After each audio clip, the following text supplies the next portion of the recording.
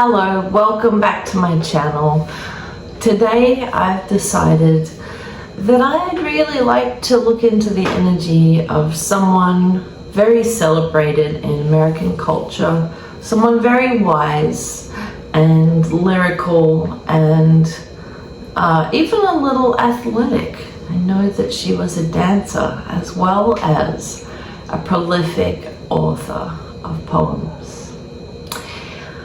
She was good friends and indeed more of a wise sage figure to Oprah Winfrey. And I feel that her wisdom would be really wonderful to feel the presence of right now. I'm talking about Maya Angelou.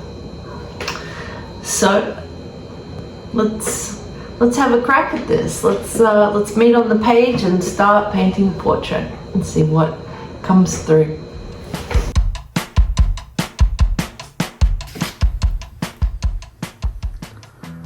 Let's open the call with Maya Angelou today. Let's see what messages she has to share with us. It's a beautiful, beautiful day here in Michigan. Okay, let's see. I am feeling called to work with some blue tones. Let's begin.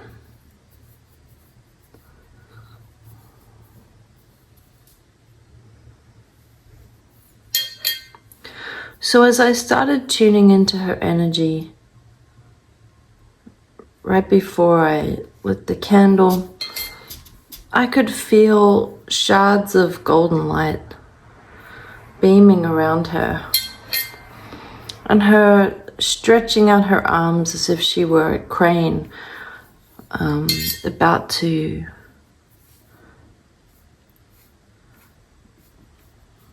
take flight or just landing. Really enormous energy.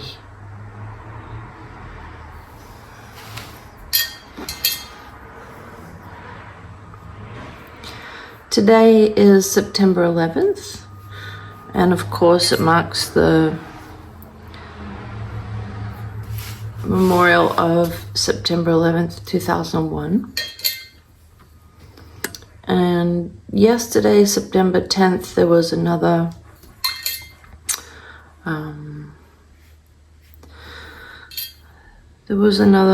act of political violence, and Charlie Kirk was killed.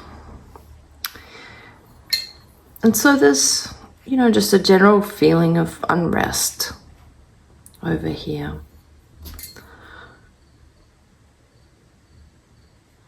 And Maya Angelou knows all about that. She was alive during the 60s, and she was present during those volatile years. And the strongest feeling that started coming through was just this very robust feeling of joy. Joy as the strongest act of resistance and rebellion and defiance. Joy as the most sacred thing, power that we have control over. Joy that comes from within, that is not up for judgment or up for grabs or even determined by outside events or people. And that's sort of all she wants to talk about, is joy. It's contagious, it's medicinal, it's uplifting, it's energy. Joy is the crisis to the people that wish destruction and harm.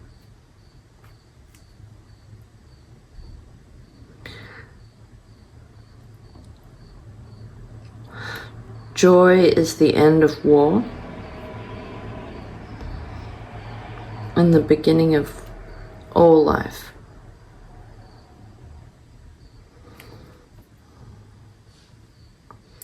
And it's everywhere. It's everywhere in nature. And she has a very serious tone.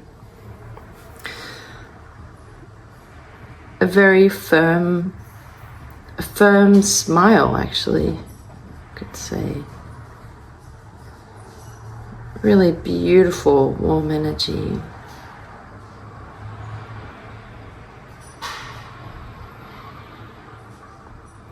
Very graceful, like gliding on high winds. Really, a really self-assured energy.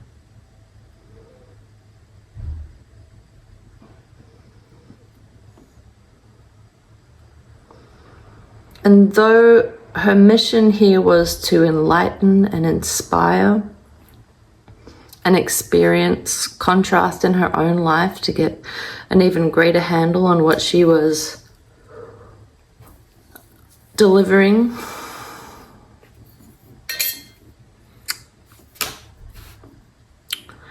I just forgot my train of thought. Yep, it's like it got plucked out of my head.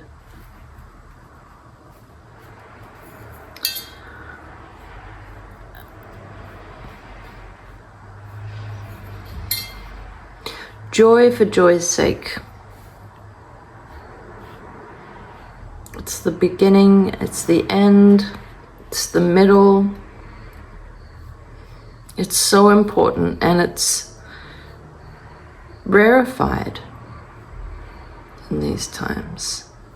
But it's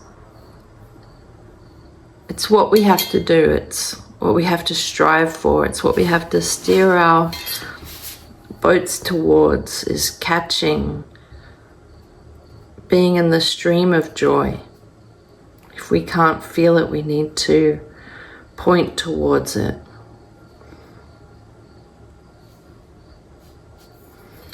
This is what we're here for. This is what we're here to study. Nobody owns it. Nobody has a hold on it. It's a symphony that we're all participating in. And even the joy killers that are miserable and want company in their misery, they also help. They help the rest of us to experience greater dimensions of joy. And we're all expressions of joy. Our lives are micro expressions of joy in the great mosaic of the planet.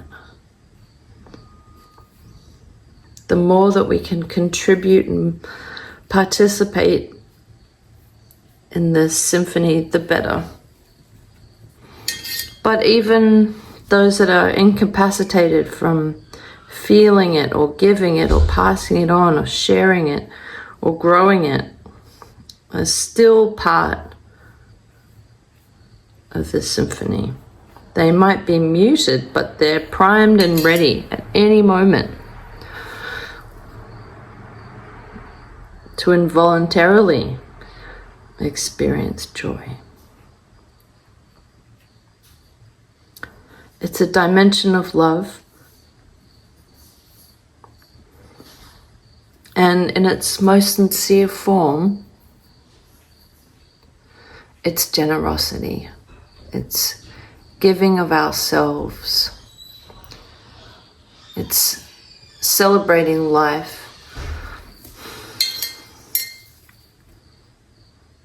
It's gratitude, and it's receiving the gratitude that the divine has for us.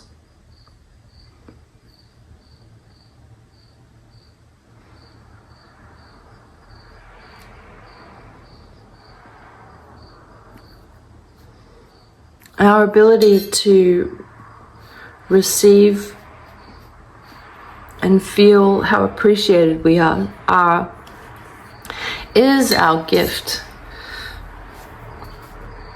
in recognition back. So let me try and say that again. Our ability to feel how loved we are is the way that we say thanks.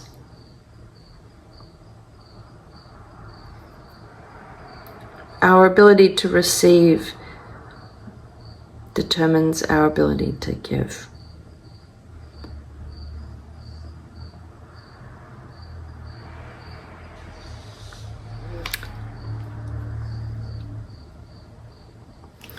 Is that right? I don't think I'm saying that right either. Because now I'm thinking about, what about greedy people? Well, taking is different from receiving, she says. Taking requires no generosity of spirit. And it's very limited, and that's why that begets greed, because it's not fulfilling and you need more and more. It's not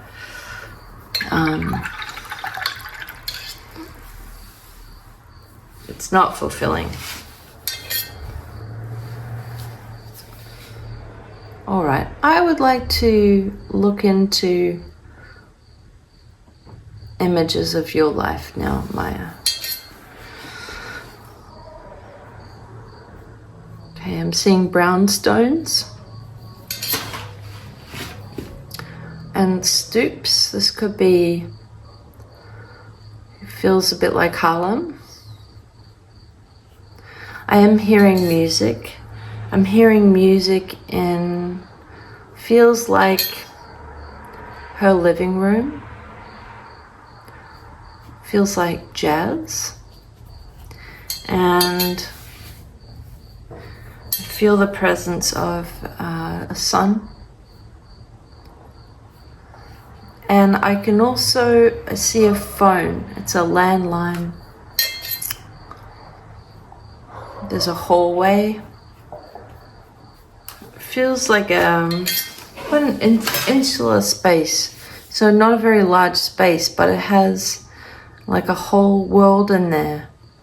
There's beautiful literature, there's music, there's beautiful textiles, there's some objects, there's some like small wooden carved sculptures. There are little, there's like a rug, there are little mementos around. I can see Maya clipping on earrings. They're quite large.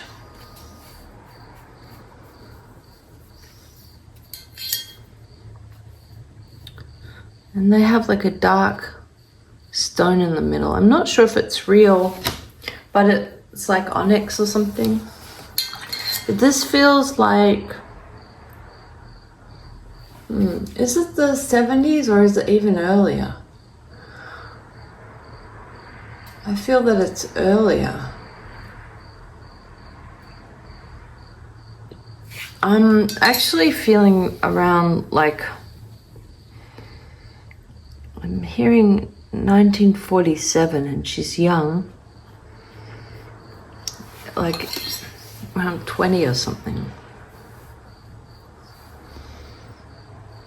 Clipping on earrings. She's wearing is it a pinafore? It's like a knee-length skirt. And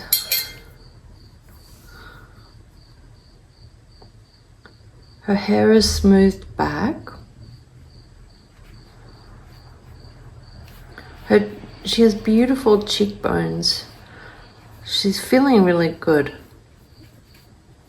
She's feeling put together. She's a little bit nervous, but she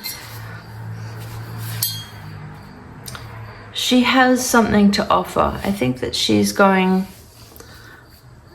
presenting new work.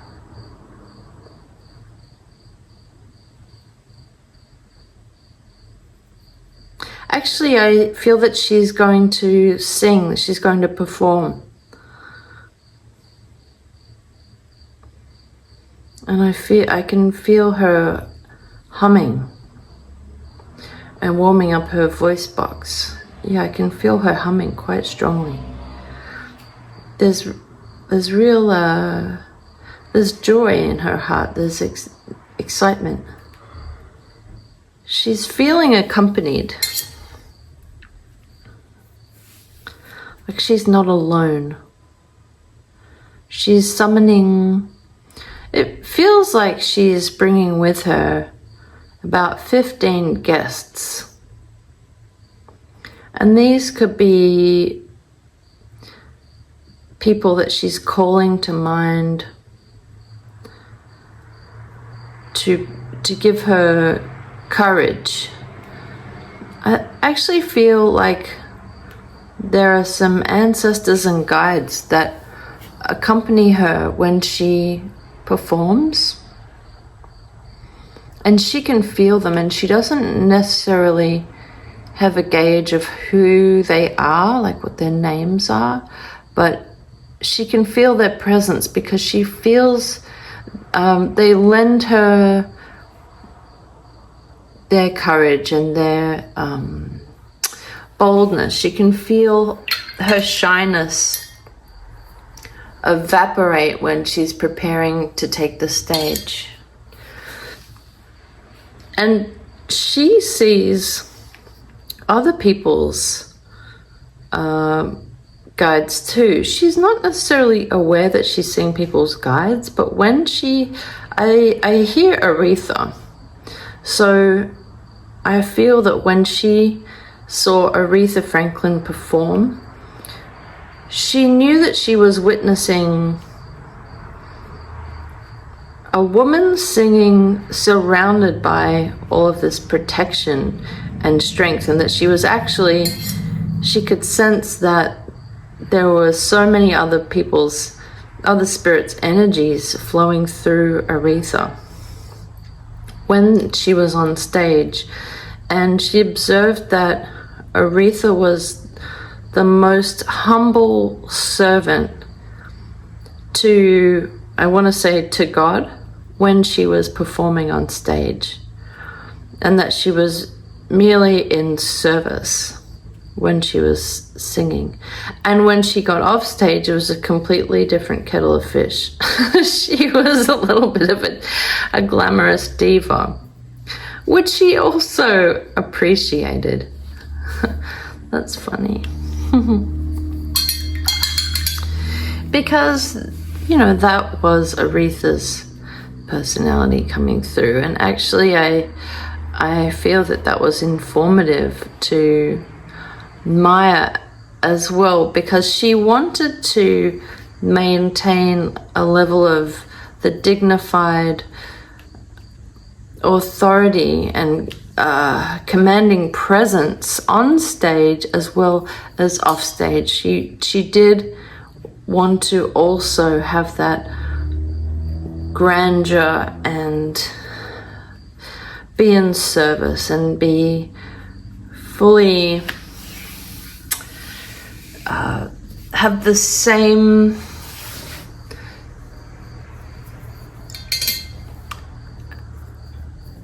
control and commanding presence as when she was off stage. She didn't want to lose touch and lose control of herself when she came off stage.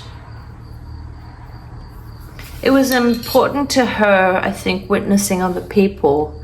She could see how easily they were able to tune in to their talents when they were in the moment. And then when they weren't performing or they weren't in alignment in the moment on stage, she could see that they would turn to alcohol or being flirtatious or melodramatic because they had lost touch with that, they had come out of alignment. So yeah, that was something that she didn't want to happen to her because she thought that that was a little, you know, tasteless. That's not the word. Less than majestic. Like an artist that just is very conditional of their art. And she wanted to be more of an unconditional artist that was able to receive that divine guidance at any moment. And so her job was to, she felt that she had to have a level of being ready and being poised, and the best way to do that was to have some sort of a spiritual practice where she understood that she was a receiver and a transmitter for these important ideas that needed to be shared to uplift and inspire her audience. And her audience was not limited to paying customers. Her audience was anyone that she came into contact with. And then it grew to anyone that came into contact with her presence via books or music or television. She didn't want to be conditional or temperamental. She wanted to have the tap turned on always. And she really became masterful in that. That was a very pivotal moment for her when she had these experiences that informed her more about the artist she wanted to be. And the more that she gained notoriety and popularity and had these great honors of performing to dignitaries and people of higher and higher importance, she realized the responsibility that she had to her people and to her craft. So yeah, that transformed her life, accepting her role more fully and accepting the responsibility. She took it seriously, just like a queen takes the responsibility of her sacred duties. Not feeling better than everyone else, but certainly acting better than everyone else, being more appropriate and more mature and more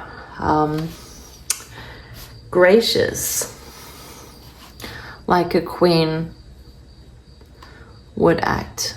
And no, she really was. She really had a queen's energy, very royal energy. But she also was very human and very in touch with her humor, and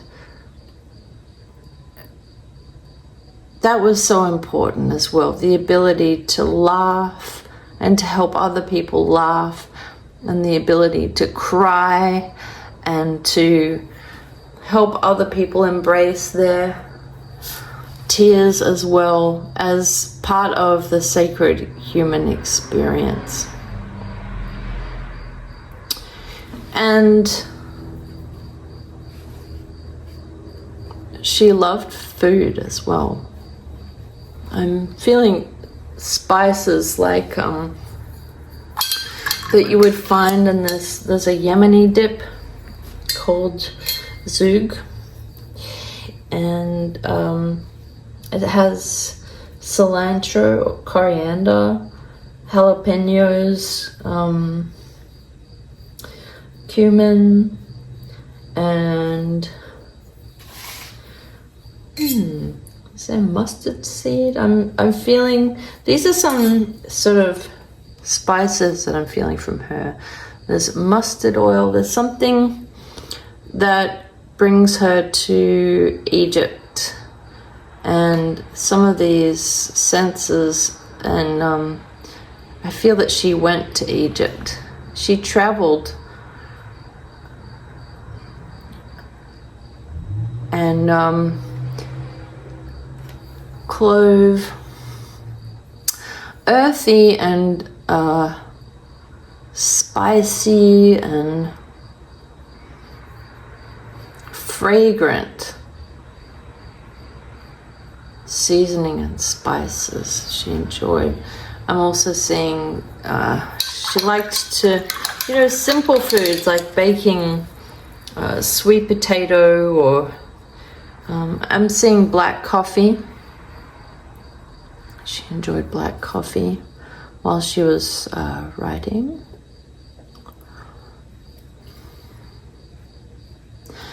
Now I'm seeing a beautiful open sky and seeing the sort of like slivers of beautiful sky in between buildings, or like rows of the tall, dark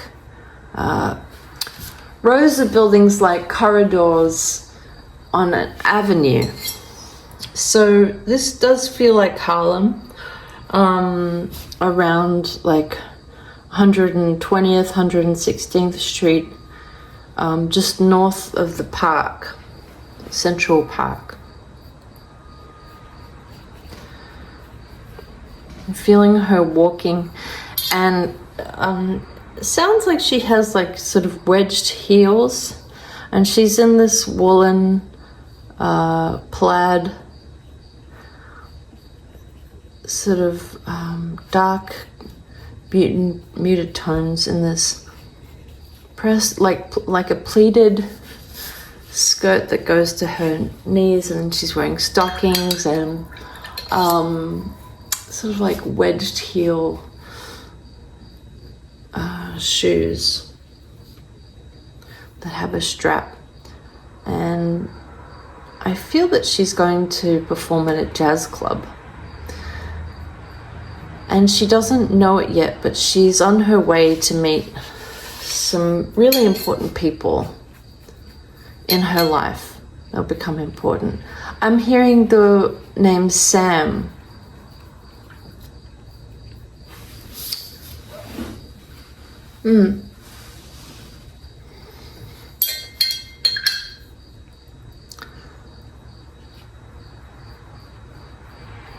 Samuel.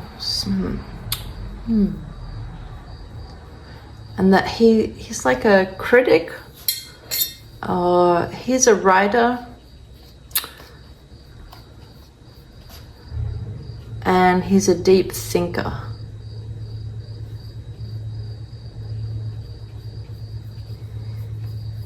And he's an admirer of hers.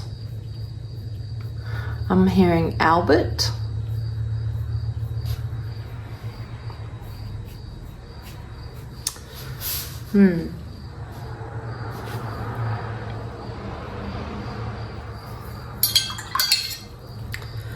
Okay. All right, turning to, I'd like to know about her, to hear that music. I'd like to hear about her connection with Oprah. She sees Oprah with a child's face, and even though Oprah is in her like late 20s, early 30s, she sees Oprah in a way that I haven't seen her, but she sees her with this beautiful child's face with open eyes and rosy cheeks, and that's how she holds her in her heart. She's her child. And a great friend, but really she loves her as a child. And I'm feeling sort of tears in my eyes as I'm seeing this, so I'm feeling her emotion. It feels very powerful. And I feel that they've known each other before, and she felt so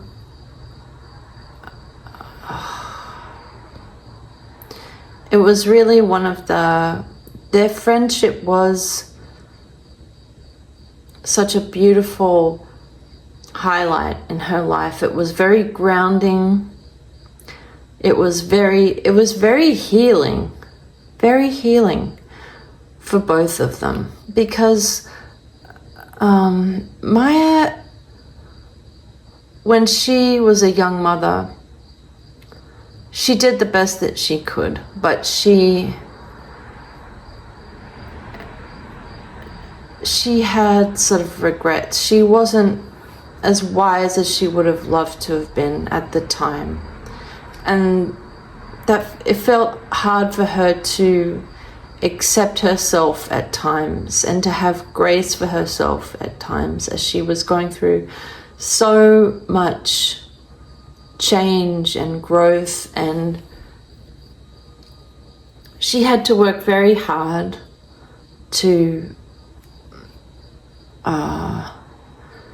forgive herself. I'm not saying that she did something wrong, but she found it very hard to have grace for herself at times.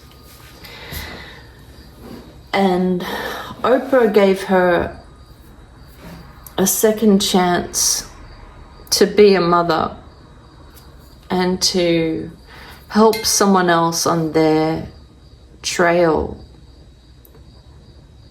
to enjoy their life more deeply.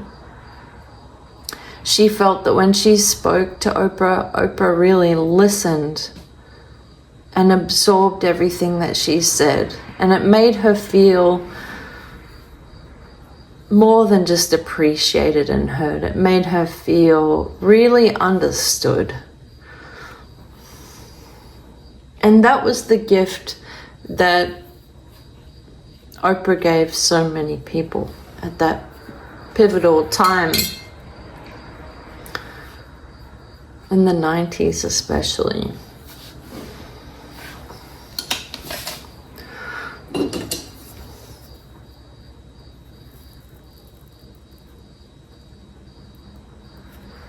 The 90s feel good for Maya. She was able to sort of relax a bit more, and I'm seeing her in a woolen knitted sweater, but it's quite a high end.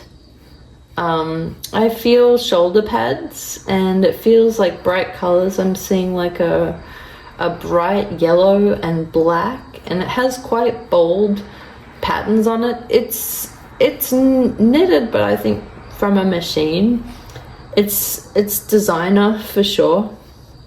And I see her with gold jewelry and gold earrings, like sort of big hoopy earrings, and gold jewelry necklace. And she's really in a comfortable position in her life. She still has a lot of energy and a lot of gusto, and I feel that she might even have the company of a handsome man in her life. She's older. I feel that she's maybe in her 60s around this time, but she feels very strong. And I feel like this is a time when she's enjoying the friendship of Oprah. And Oprah is really in the prime of her television career, but is having a lot of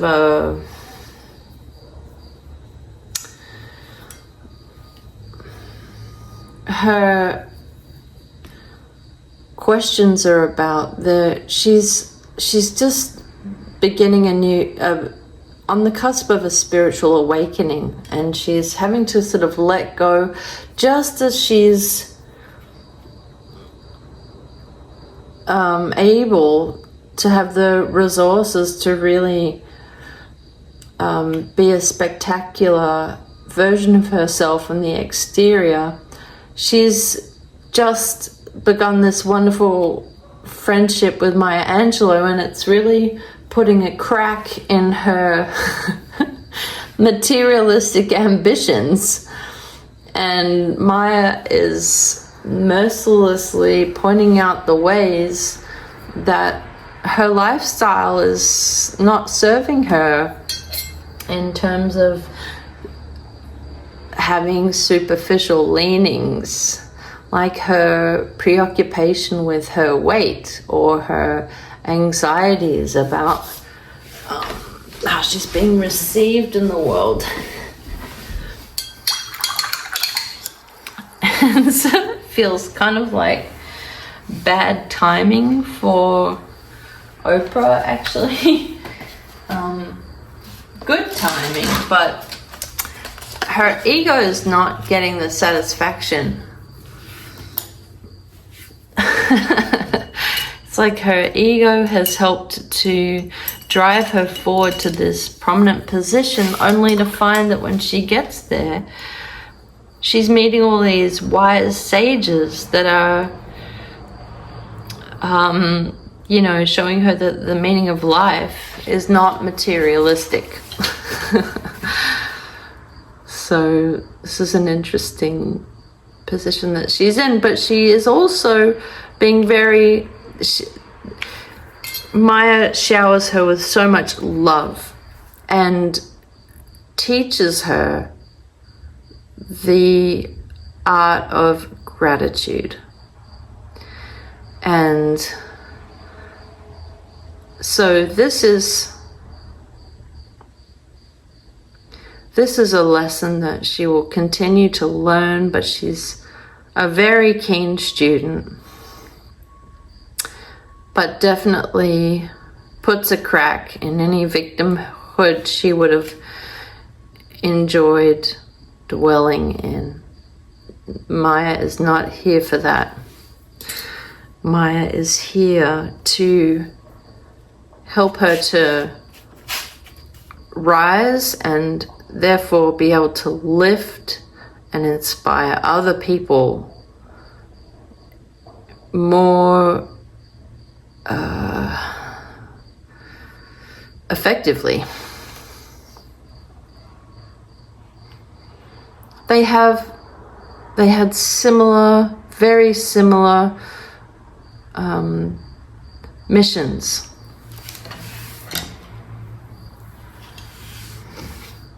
And so they helped to encourage each other along. And Oprah helped Maya to heal some old wounds as well, especially around material wealth and self-value. And Maya actually felt very proud of herself, that she actually had done a very good job of learning the lessons intuitively on her own before she had met Oprah, but that she felt very ready for that friendship, and very fortunate that she had so much to share with Oprah, because she knew that Oprah was not only just an amazing person, but had an amazing, amazing platform.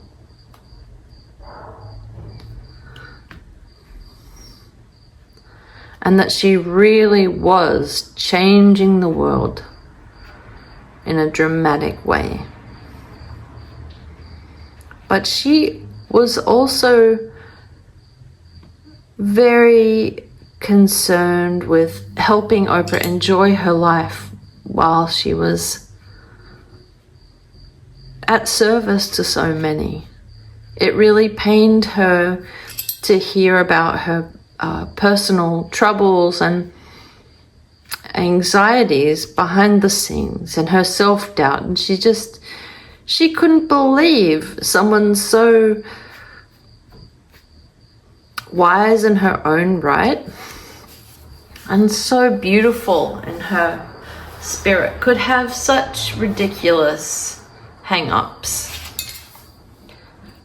But she was well versed and really understood where it came from, and that it's an insidious sort of it's the venom that is in the culture that is suppressive, where only a few men stand at the top of this hill. And if that's all you're measuring yourself as where you are in life, then you will always feel at the bottom of the hill. And that's why it's so important to reach for all the gifts that we were all born with and to use them in the service of joy.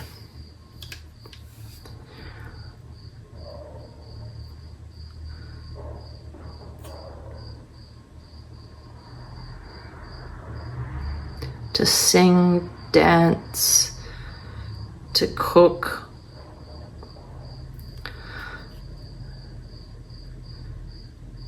artistic expression, intellectual dialogue, all of the ways that humans connect and express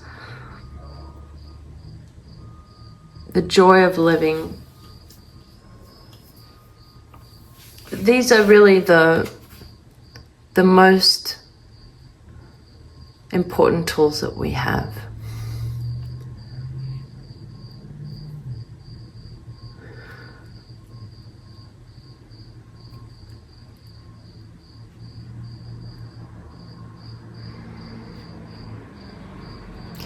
And the jazz musicians of the world know exactly what she is referring to.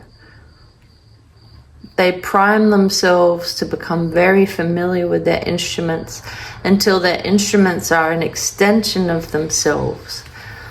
And then they let the energy flow through their bodies, through the instruments, and they sit in waiting, or they stand in waiting for the moment to reveal itself and to feel the impulse and to insert themselves into the music seamlessly without skipping a beat. And they work in concert with each other.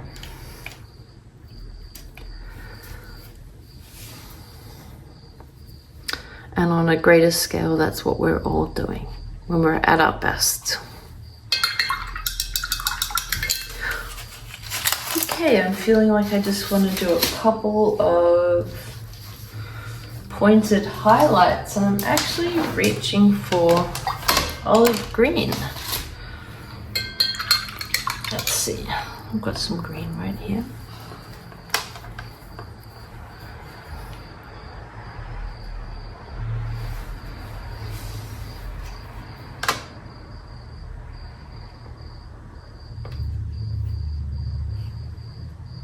Very passionate soul.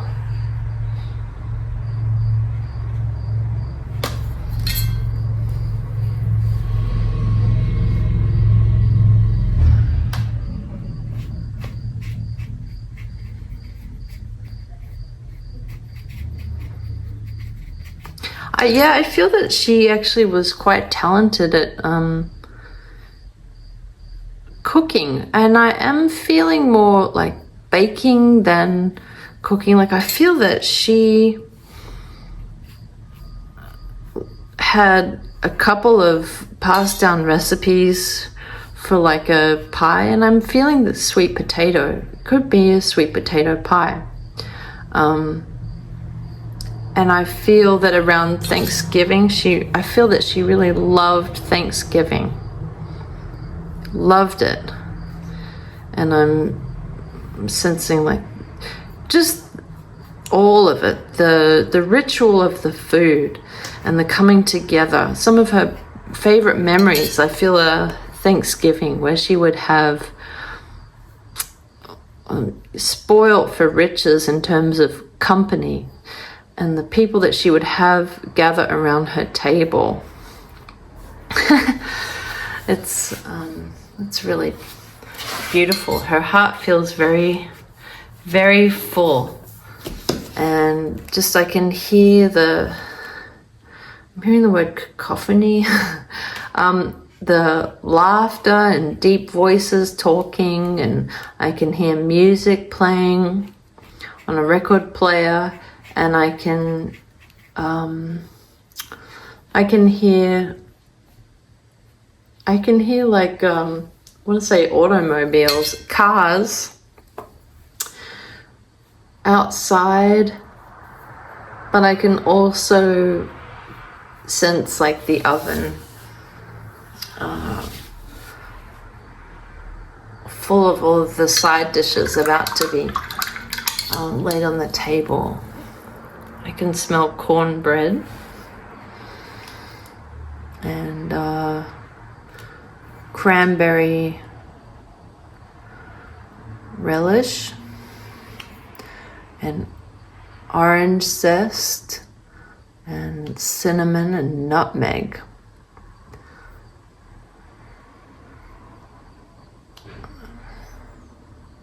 Nutmeg comes through strongly here.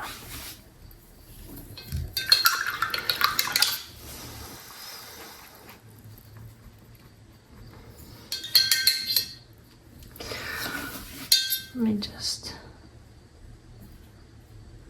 clarify here.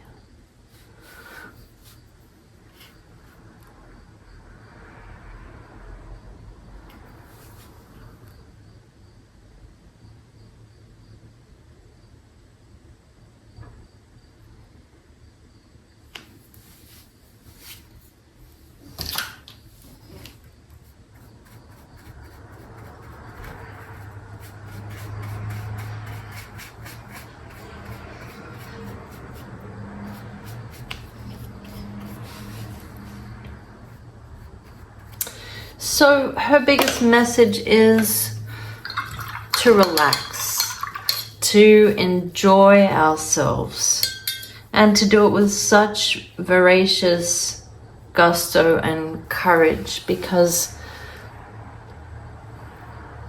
that's what the world needs in this great balancing act of the moment.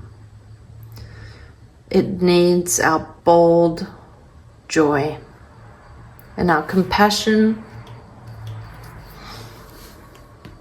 and to give more joy than we feel that we have, to share it very liberally, to slather it on like butter on cornbread, put more than we need in our lives and share it with our neighbors.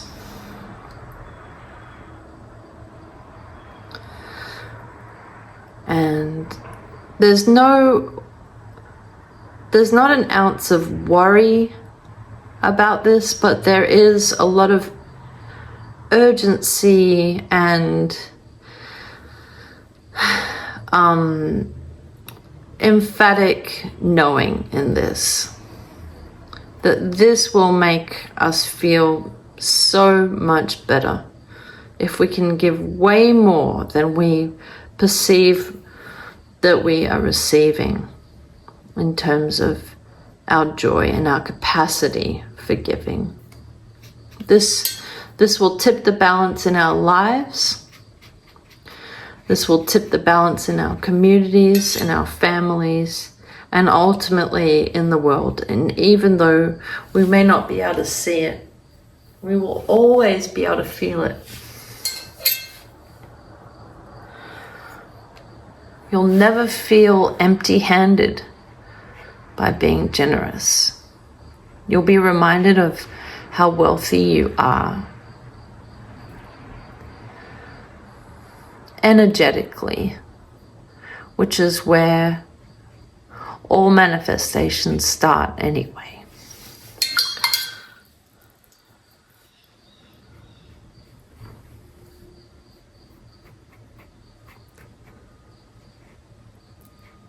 And if you don't have talents like music or art or cooking, or if you feel that you don't have anything to share, then the greatest gift that you can give is your attention.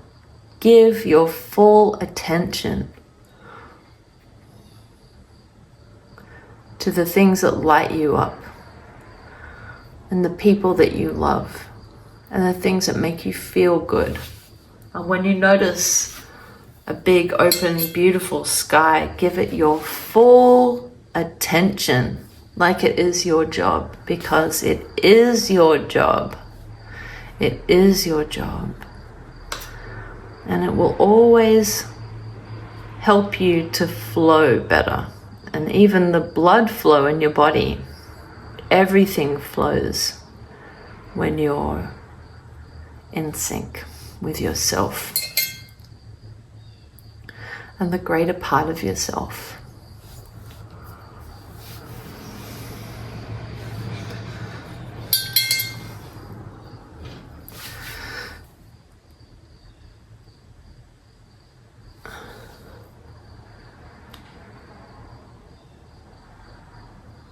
I love working from black and white photos because it liberates me to just go with any colors that I'm feeling and really not what I'm seeing at all. Let's see. Beautiful eyes.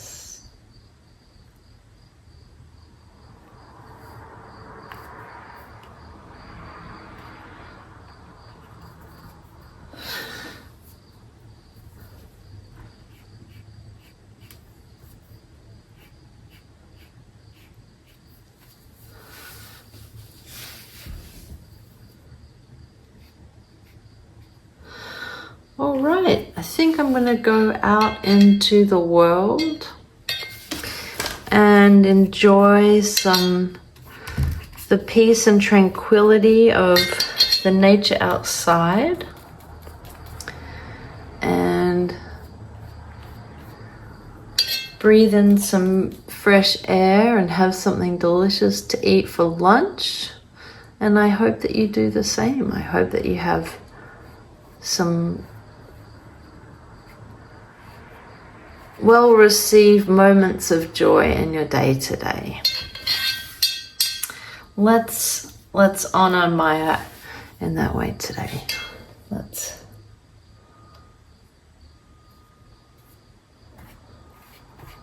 do something to celebrate and enjoy this life that we have. I gotta just tone back that color that just popped out right when I think I'm finished. Something, it's like the paint wants to keep talking. Wants to have the last word. And another thing, there we go.